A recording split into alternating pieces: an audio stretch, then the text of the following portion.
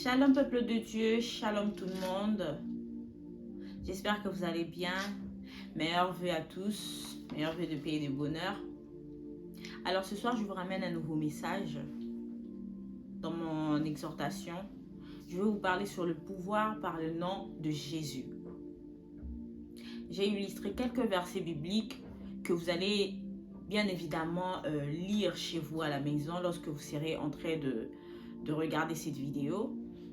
Le premier verset biblique est dans Philippiens 2, 9 à 11. Et le deuxième verset est dans Matthieu 28, 18. Bien-aimé, laisse-moi ce soir te dire qu'au-dessus du nom de Jésus, il n'y a aucun autre nom. Il n'y a aucun autre nom qui dépasse le nom de Jésus. Parce que le nom de Jésus a un pouvoir efficace. Et surtout dans la vie d'un enfant de Dieu qui croit en sa parole, qui croit à l'existence de Christ. Nous allons encore lire dans Éphésiens 6 à 12. Ensuite, nous allons passer très rapidement dans Actes 3, 6 à 7. Vous allez bien évidemment lire chez vous à la maison lorsque vous serez en train de regarder cette vidéo. Dieu t'a élevé ce soir et t'a donné le pouvoir sur toutes choses. Tu n'es pas n'importe qui. Ne te dis pas que tu es n'importe qui, bien-aimé. Car Dieu t'a donné le pouvoir sur toute chose. Et tu portes la vie de Dieu en toi. Laisse-moi ce soir encore te dire que le moment de la prière, ce moment où beaucoup de personnes négligent, c'est un moment très important pour un enfant de Dieu. C'est un moment très important pour communiquer, pour parler avec notre Père qui est aux cieux, qui est le Père céleste, notre Dieu. Bien-aimé, il ne faut pas négliger la prière.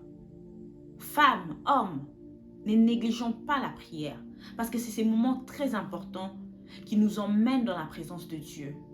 Et c'est à ces moments que Dieu nous parle pour nous montrer telle et telle chose. Pendant ces temps, tu n'as pas la vie de prière, tu n'as pas une vie individuelle de prière. Au lieu de prendre le temps de prier pour ta situation, pour tes enfants, pour ton mari, pour ton foyer, pour ta femme, mais toi, c'est à ces moments-là que tu t'es dit que non, je passe mon temps sur TikTok, sur des vidéos qui ne sont pas édifiantes. À la place de lire la Bible, tu passes ton temps sur des vidéos sur TikTok, sur des lives. Parce que je vois en ce moment, il y a des lives sur TikTok qui sont vraiment pas intéressantes. À la place de prier, tu passes ton temps sur Facebook. Et tu ne sais pas ce que le diable, l'ennemi, prépare dans le monde de ténèbres, dans ces temps de fin d'année.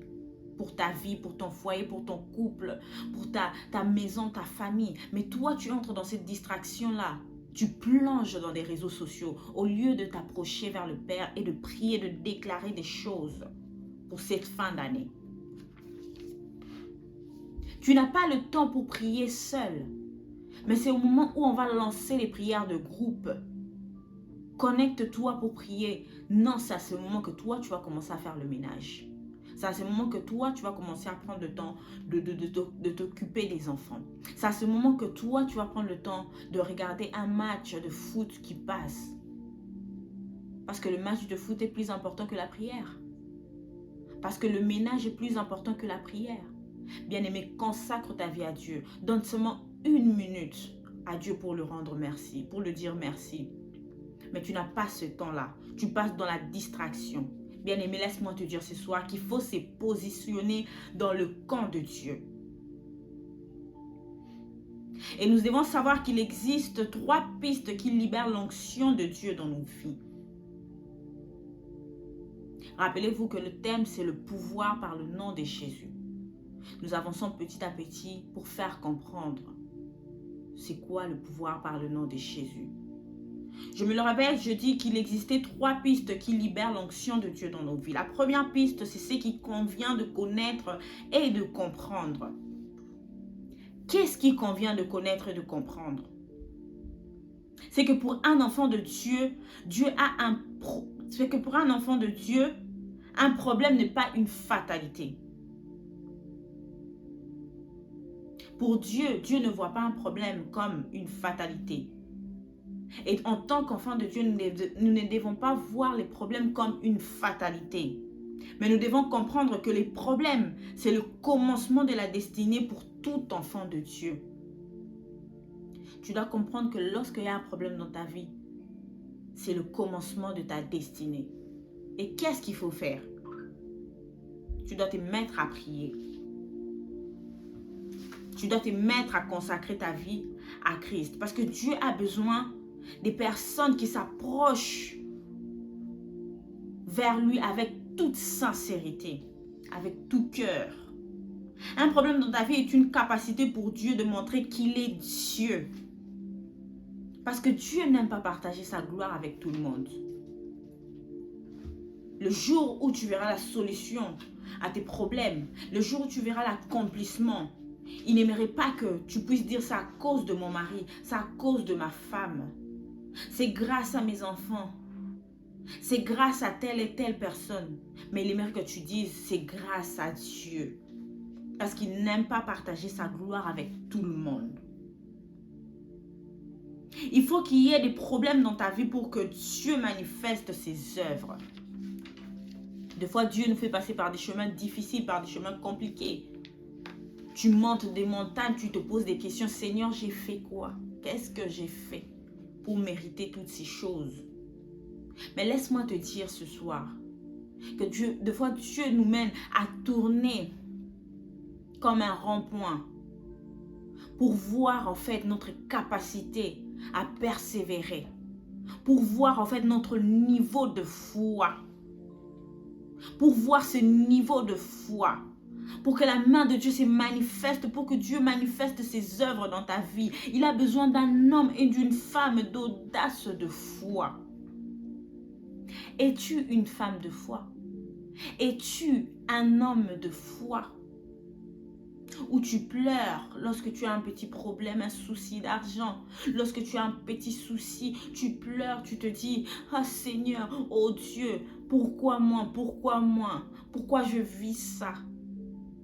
Non, bien-aimé, Dieu a besoin que tu puisses manifester cette foi en toi. Parce que vous savez, pour que Dieu puisse bénir, c'est très facile. Beaucoup de gens se disent que Dieu pour qu'il puisse bénir, en fait, c'est difficile, ça prend du temps. Non, bien-aimé, ça ne prend pas du temps. Ça dépend en fait de ta foi et de ta persévérance dans la prière. Ça dépend de ton niveau de foi. Il y a des personnes qui sont bénies en 1 mois, en 2 jours, en 3 jours. Ils n'ont pas la chance. Ils ont la même chance que tout le monde, la même grâce que tout le monde. Dieu, en fait, a donné la grâce à tout le monde.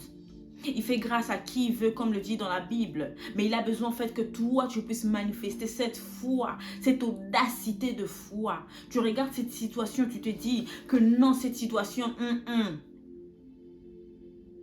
cette situation doit changer. Comme le dit dans 2 Corinthiens 5, 17, 18, vous allez lire chez vous à la maison en train de regarder cette vidéo. Nous devons comprendre ce que nous sommes en fait. Nous devons comprendre qui nous sommes. Tu dois connaître avec cœur ce que tu es. Qui es-tu? Tu dois comprendre que tu es une nouvelle créature et que les choses anciennes sont passées et toutes choses sont devenues nouvelles en Christ. Toutes choses sont devenues nouvelles en Christ. Et quelles sont ces choses nouvelles? La crainte de Dieu, la sanctification, l'obéissance à la parole de Dieu. Tu dois comprendre, bien-aimé, qui tu es. Parce que la majorité des personnes disent qu'ils sont chrétiens, mais ils ne savent pas qui ils sont réellement. C'est bien beau de dire je suis chrétien, mais est-ce que tu sais réellement qui tu es? Comme je disais, les choses nouvelles, c'est la crainte de Dieu, la sanctification, l'obéissance. Mais pour que ces choses s'accomplissent dans ta vie, tu dois être un homme et une femme qui obéit à la parole de Dieu.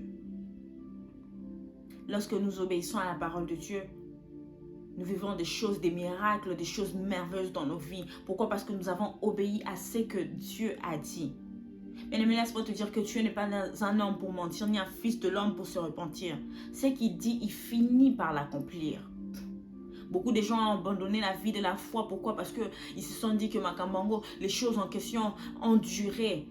Je n'arrive pas à voir ce que j'ai besoin parce que les choses de Dieu durent toujours. Je dois aller toucher des trucs mauvais. Je dois aller faire ceci. Je dois aller me prostituer pour avoir de l'argent, pour avoir ceci et tout. Mais non, bien-aimé. Non. Tu dois comprendre quelle est ton identité. Tu dois comprendre qui tu es. Tu dois avoir la conscience de ce que tu es. Avoir la conscience de ce qu'on est question de l'habitude et d'attitude. Parce que nous avons souvent l'habitude de dire que nous sommes enfants de Dieu. J'ai l'habitude de dire que je suis enfant de Dieu. Parce que nous avons cette conscience en nous que nous sommes enfants de Dieu. Nous sommes créés à l'image de Christ. Mais quelle est notre attitude en tant qu'enfant de Dieu? Quelle est notre attitude en tant qu'enfant de Dieu? C'est bien beau de dire je suis enfant de Dieu. Je suis enfant du ciel. C'est bien beau de dire je suis placé à la droite de la majesté du Père. Mais quelle est ton attitude en tant qu'enfant de Dieu? Un enfant d'un roi se comporte comme un roi. Un enfant d'un président se comporte comme un enfant d'un président. Un enfant d'un chef se comporte comme un chef. Mais pourquoi pas nous, enfants de Dieu? Nous sommes enfants de Dieu, mais est-ce que nous avons une attitude d'enfant de Dieu? Un enfant d'un riche se comporte comme un riche. Mais est-ce que toi, tu as cette attitude d'enfant de Dieu? Lisons dans Jean 5, 14. Vous allez lire chez vous à la maison. Bien-aimé, laisse-moi te dire que ce qui fera que Dieu intervienne dans ta vie, c'est de se séparer aussi du péché, sous toutes ses formes. Tu te sépares du mal sous toutes ses formes. Car le péché est une humiliation à Dieu. Le péché est une abomination aux yeux de Dieu. Certes, tout le monde pêche. C'est pour ça que Dieu avait envoyé le Christ sur terre pour que nous soyons sauvés. Mais tu ne dois pas continuer toujours avec les mêmes péchés. Les péchés chéris. Aujourd'hui, tu demandes pardon parce que j'ai volé. Demain, tu demandes pardon parce que j'ai volé. Après-demain, tu demandes pardon. C'est comme si tu joues en fait. C'est comme si tu n'as pas encore arrêté de ce péché chéri qui te colle. Et comment tu veux voir la main de Dieu dans ta vie? Comment tu veux voir Dieu intervenir dans ta vie? Sépare-toi du péché afin que Dieu puisse intervenir dans ta vie. Et la deuxième piste est que nous devons aussi nous confier en Dieu. Confie-toi à l'homme et tu seras déçu. Mais si tu te confies à Dieu, tu mets toute ta confiance, toute ton affection en Dieu, tu ne seras jamais déçu. Car il ne déçoit jamais. Comme il le dit dans sa parole, mets ta confiance en l'Éternel et il agira. Pourquoi il dit ces choses? Parce qu'il sait que lorsque tu vas le rappeler, Seigneur, tu m'as dit dans ta parole de mettre ta confiance en toi et tu agiras. Aujourd'hui, j'ai abandonné les amitiés. Aujourd'hui, j'ai abandonné tout le monde. Aujourd'hui, j'ai laissé les choses à gauche, à droite. Mais j'ai voulu mettre ma confiance en toi. Mais pourquoi tu n'agis pas? Et c'est à ces moments-là que tu vas bouger le trône de Dieu. C'est à ces moments-là que le trône de Dieu sera bougé. Il se dira que ma fille m'a appelé. Ma fille m'a touché. Pourquoi? Parce que tu l'as rappelé en fait sa promesse. Et tu l'as rappelé en fait parce que lui-même il a dit qu'il n'est pas un homme pour mentir. Nous les hommes en tant qu'humains, nous mentons. Nous pouvons promettre mais nous ne réalisons pas. Mais Dieu lui quand il promet, il finit par accomplir. Il finit par agir. Pourquoi? Il va se dire que non, j'ai promis en fait, j'ai promis. Et il va agir automatiquement. Si tu le fais de tout ton cœur, avec foi, il va agir automatiquement. Bien-aimés, lorsqu'on vous parle, on ne vous dit pas de faire la récitation de la Bible sans pratiquer. Tu ne peux pas réciter, non, la foi est une ferme assurance de choses, mais sans la pratiquer. Tu dois démontrer en fait cette foi. Tu dois démontrer en fait que non, telle chose et tout a duré dans ma vie. Non, telle situation a duré dans ma vie. Aujourd'hui, ça doit s'arrêter. Tu dois démontrer. Le but, ce n'est pas que de faire la récitation, mais de démontrer aussi. Le but, ce n'est pas de faire que la récitation de Seigneur, tu m'as dit confie-toi, mais de dire à Dieu réellement que Seigneur, cette situation a traîné. Tu m'as dit, ne te confie pas à l'homme, parce que l'homme peut nous décevoir, mais confie-toi en l'Éternel, car il finira par agir dans ta vie. Tu te confies en lui.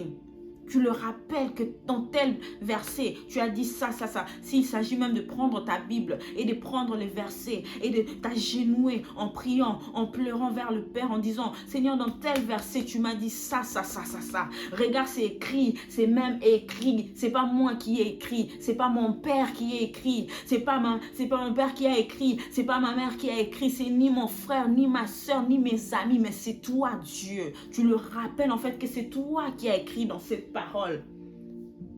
C'est toi qui as écrit. Et son trône sera dérangé. Bien aimé, regarde cette femme qui coulait du sang, qui avait ce problème pendant 12 ans. Elle est sortie de chez elle avec détermination parce qu'elle a entendu parler de Jésus, qu'il y avait un homme qui guérissait les malades, qu'il y avait un homme qui changeait les situations. Elle a entendu parler de Jésus. Elle a approché. Elle s'est dit, si seulement je touche le pan de sa robe, je serai guérie. Si seulement j'approche, je touche le pan de sa robe, je serai guérie. Elle approchait avec foi, avec détermination. C'est ça qu'on demande, qu'on vous demande, bien aimé dans le Seigneur. Approche avec détermination. Il ne suffit pas seulement de dire quelque chose par enthousiasme, parce que les autres sont approchés, parce que la foule, il y avait plein de gens.